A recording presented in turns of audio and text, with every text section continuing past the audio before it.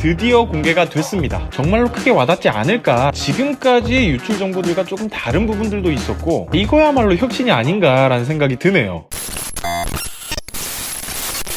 하템! 여러분들 안녕하세요. 아이템 성민입니다. 네, 드디어 공개가 됐습니다. 사전 예약까지 파란색 별을 보이며 많은 사람들의 기대감을 자아냈던 삼성의 갤럭시 S25 시리즈가 이번 주에 공개가 되었습니다. 지난 23일 새벽 3시에 언팩 행사를 통해서 삼성은 갤럭시 S25 시리즈들을 공개했었는데요. 지금까지 유출 정보들과 조금 다른 부분들도 있었고 예상된 변화들도 있어서 집중해서 보게 되었는데 새벽이었지만 다음날 출근을 해야 하지만 정말 뜬 눈으로 밤을 지새며 봤습니다. 그래서 오늘은 삼성 언팩에서 공개된 갤럭시 S25 시리즈는 어떻게 나왔는지 삼성 언팩 요약인데요. 우리 구독자분들의 시간은 소중하니까 핵심만 요약해서 말씀드리도록 하겠습니다. 그렇다면 삼성 언팩 핵심 요약 자세하게 달려들어 보도록 하겠습니다. 이번에 삼성에서 공개한 갤럭시 S25 시리즈의 라인업들은 제가 예상했던 것과는 조금 다른 세 가지의 라인업이었는데요. 기존에 출시한 라인업과 동일하게 갤럭시 S25, S25 플러스, S25 울트라 이렇게 세 가지 라인업으로 공개가 되었습니다. 제가 지난주에 업로드한 영상에서도 말씀드린 것처럼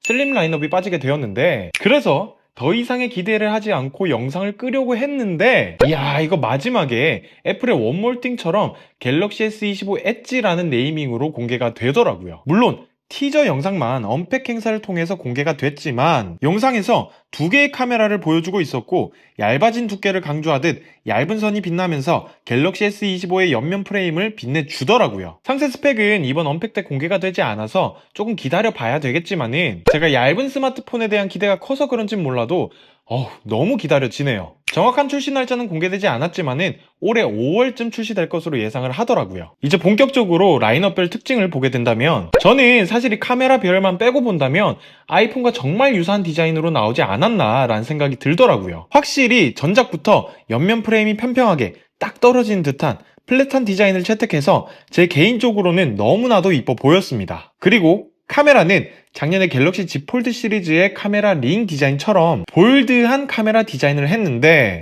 이게 확실히 뇌이징이라고 하나요? 제가 처음에 갤럭시 Z 폴드 6에서 이런 볼드한 카메라 링 디자인을 봤을 때 이거 너무 과한 거 아니야? 라고 생각을 했었는데 이게 이런 디자인을 계속 보다 보니까 이젠 괜찮은 것 같아요. 오히려 이뻐 보이는 것 같아요. 그리고 작년에 유출 소식이 많이 나올 때부터 걱정을 많이 했던 부분이 갤럭시 일반 라인업들에 탑재되는 칩셋이었는데 퀄컴에서 칩셋의 가격을 올린 뒤로 다른 제조사에서도 휴대폰의 출고가를 올린 만큼 이번에 삼성에서 원가 절감을 할 것이다 라는 이야기가 작년에는 많았어서 걱정을 했는데 이번에 갤럭시 S25, S25 플러스 일반 라인업들에도 스냅드래곤 8 엘리트가 탑재되었습니다. 제가 지난주에 영상에서도 말씀드린 것처럼 이 스냅드래곤 8 엘리트의 성능이 엄청납니다. 특히나 이번 갤럭시 S25 시리즈에는 갤럭시만을 위한 스냅드래곤 8 엘리트 조금 오버클럭된 칩셋이 들어가게 되었는데요. 유출됐던 벤치마크 점수에서도 애플의 A18 프로 칩셋보다 훨씬 더 높은 멀티코어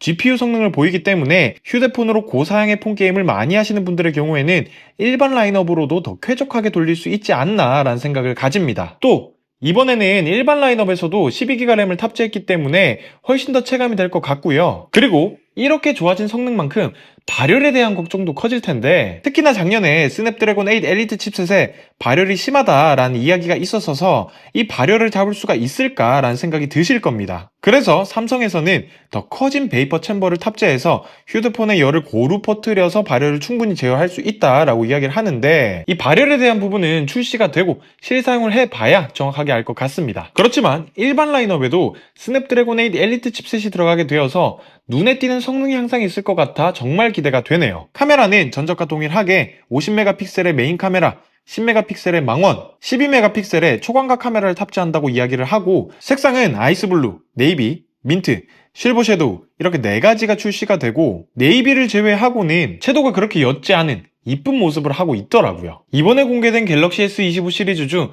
디자인적으로 가장 큰 변화가 있었던 갤럭시 S25 울트라입니다. 이번 울트라 라인업 같은 경우에는 크게 튀는 색깔 없이 기본적으로 그레이 톤을 베이스로 한 4가지 컬러였는데요. 티타늄 실버 블루, 티타늄 그레이, 티타늄 화이트 실버, 티타늄 블랙으로 말씀드린 것처럼 그레이를 기본 베이스로 한 상태에서 4가지 색상을 추가한 모습입니다.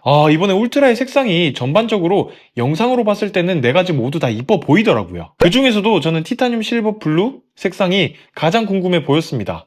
실물이 너무 기대가 돼요. 전체적인 S25 울트라의 디자인은 유출 정보처럼 전작의 각진 디자인이 아니라 모서리에 살짝의 알값이 들어간 둥근 디자인으로 공개가 됐는데 저는 역시 이게 이뻐요. 확실히 각진 디자인보다도 더 세련되고 이쁜 느낌을 받았습니다. 저도 빨리 들어보고 만져보고 싶네요.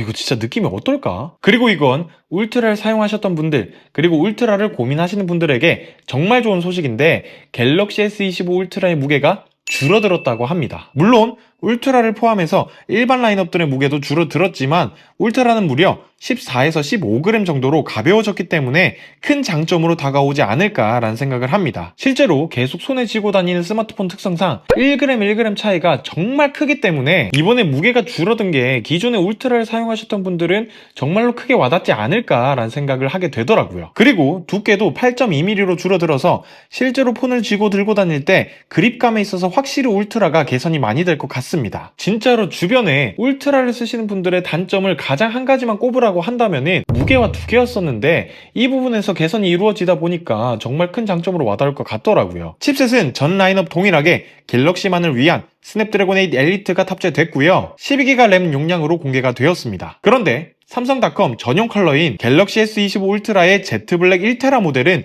16기가 램 용량까지 제공한다라고 하네요. 정말로 고객의 입장에서는 이렇게 성능이 좋아지면 좋죠. 무조건 좋은데 그런데 걱정되는 부분이 있죠. 발열은? 가격은? 이 부분에 대한 걱정이 들 수밖에 없습니다. 그래서 삼성에서는 더 커진 베이퍼 챔버를 통해서 이 발열을 통제할 수 있다라고 이야기를 하고요. 울트라에 들어가는 베이퍼 챔버는 더 많이 커졌더라고요. 무엇보다도 갤럭시 유저분들이 정말로 반길만한 소식이 가격 동결이 아니지 않나라는 생각을 합니다. 실제로 스냅드래곤 8 엘리트 칩셋을 탑재한 다른 경쟁사의 스마트폰들은 출고 가격을 인상한 채 공개가 됐는데 이번에 삼성의 갤럭시 S25 시리즈는 전 라인업, 전 용량, 전작과 동일한 가격으로 출시가 됩니다. 이거야말로 혁신이 아닌가라는 생각이 드네요. 진짜 저도 가격이 안 올라가기를 정말로 기도했었지만은 내심 올라갈 것이다 라고 생각을 했었거든요.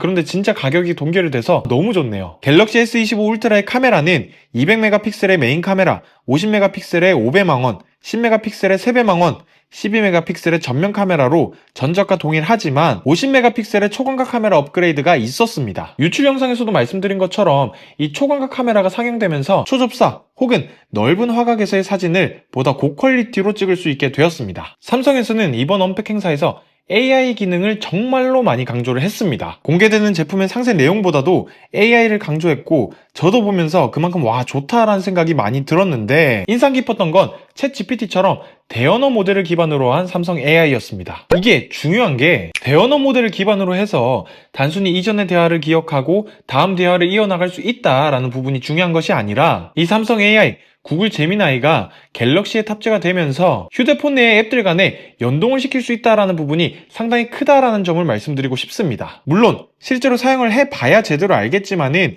이런 AI의 앱 간 연동이 정말로 실생활에서 많은 도움을 주고 이 스마트폰이라는 물건이 내 스케줄, 내 생활 속 전속 비서 역할을 해낼 수 있기 때문입니다. 예를 들어서 나 여기 여행 갈 건데 비행기편 알아봐줘. 그 비행기편 같이 가는 누구한테 문자로 보내줘. 이런 것처럼 실제로 정말로 우리가 많이 활용할 수 있는 케이스에서 우리가 직접 일일이 하나하나 찾지 않아도 되고 대화로 명령 하나로만으로도 충분히 해낼 수 있는 부분이기 때문에 기대가 많이 됩니다. 요런 기능들은 사실 작년에 애플에서 애플 인텔리전스를 이야기했었던 기능들인데 아쉽게도 아직 우리나라에서는 애플 인텔리전스를 활용할 수 없기 때문에 생각할수록 애플에게 아쉬운 느낌이 많이 드네요. 지금까지 삼성 언팩에 대한 내용을 요약해 드렸는데요. 삼성에서 이번에 공개한 갤럭시 S25 시리즈들은 C2 무선 충전 방식임에도 기기 자체에 자석이 없고 최대 15W 충전밖에 되지 않는 단점, 갤럭시 S25 울트라는 전자까지 가능했었던 S펜의 에어 액션이 불가능한 단점이 있었지만 작년보다 향상된 AI 기능을 중심으로 실생활에서 유용할 것 같은 모습들을 보여주며 기대감을 더 크게 만들어주는 언팩 행사였던 것 같습니다. 사전 예약 기간이 지나고 출시가 됐을 때 저도 제품을 구해서 리뷰를 통해 자세하게 말씀드릴 수 있도록 하겠습니다. 아무쪼록 제가 준비한 영상은 여기까지이고요. 더 나은 영상으로 돌아올 것을 약속드리면서 지금까지 영상을 시청하셨다면 구독과 좋아요, 댓글까지 부탁드리도록 하겠습니다. 지금까지 저는 아이템 성민이었습니다. 바이템!